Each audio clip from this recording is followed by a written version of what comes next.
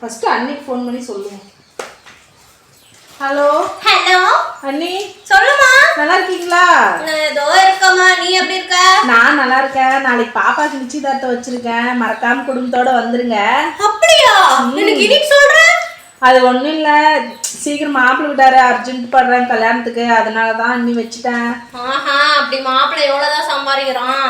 40,000 வாங்குறாங்க மாசம். என்ன வேலை பாக்குறான்? அவரு டிப்ளமோ முடிச்சுட்டு ஏதோ கம்பெனில வேலை செய்யறாராம்.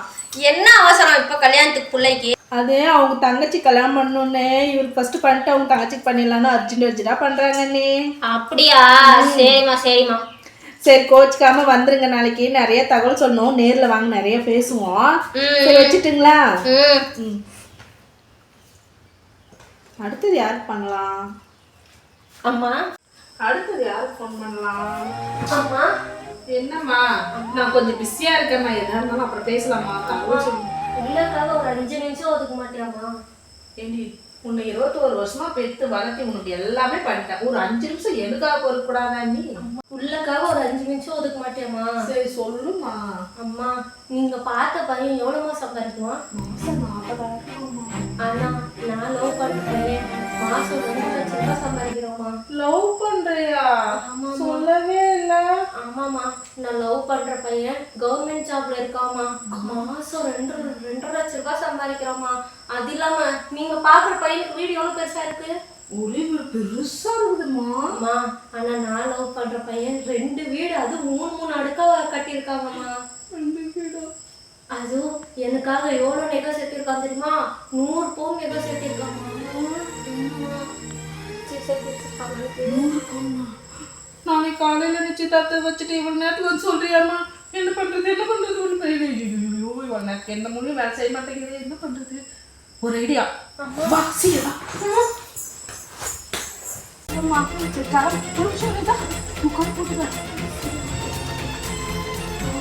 சரி, எக்காரணத்து கண்ணும் அப்பா கிட்ட சொல்லிடாதம்மா, நான் தான் அமுச்சு விட்டேன்னு, என்ன வீட்லயே வைக்க மாட்டாங்க.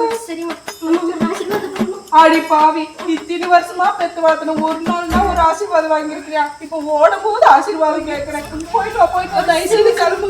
பார்த்து அப்பப்போ வந்து போ. நீ என்ன பக்கம் இருக்க வந்து நான் வீட்டுக்குள்ள வந்துடாத, மாப்பிள்ளை கூப்பிட்டு மாப்பிள்ளை நீங்க வாங்க, நாங்க வந்து பாத்துட்டு வாங்க. சரி போ, அப்பா வந்து போறாங்க, ஒப்புக்கு வந்து போறோம், போயிட்டு வாங்க.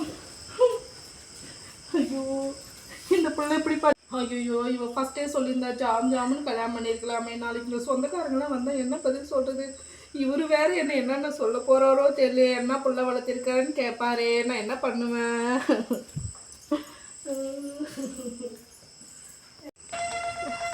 பேபி, நீ சொன்ன மாதிரி எங்க அம்மா கிட்ட போய் சொல்லிட்டேன் பேபி. நீ எங்க இருக்க? சீக்கிரமா வா. எங்க அம்மா நெகை நெட்டு காசு எல்லாம் கொடுத்து வச்சிருக்கு பேபி.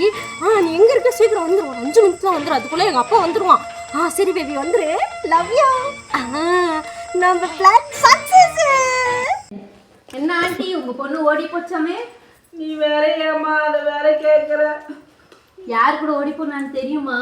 அதுவா, அது ஏதோ கவர்மெண்ட் வேலைக்கு பையனோடு ஓடி போயிட்டாலாம். அந்த கவர்மெண்ட் வேலை இருக்கிற பையன் யாருன்னு தெரியுமா? நம்ம பக்கத்து வீட்டுக்காரன் பையன் தான். அந்த கவர்மெண்ட் வேலை பார்த்ததே உங்க வீட்டுல தான். பக்கத்து வீட்டுக்கார பையனா? கவர்மெண்ட் வேலையில இருக்கிறான்னு சொன்னாலே. யாரு? ஐயோ, தெரியாம நேற்றுமே. ஆனா நீ வேற ஏம்மா ஏதோ வளர்ற பயத்துல. அப்பப்போ வந்து என் வீட்டுக்கு வந்து என்ன அங்க பார்த்தா இங்க பார்த்தா எங்க அம்மாட்ட போட்டு கொடுக்குவீங்களே, இப்போ உங்களுக்கு என்னாச்சு பார்த்தீங்களா? தன் வினை தன்னை சுடும். என் நிலைமையை பார்த்தியா? பக்கத்து வீட்டு பையனோட ஓடி இருக்க. அந்த பையன் கூட சேர்ந்து சீரியல் பார்த்துச்சு.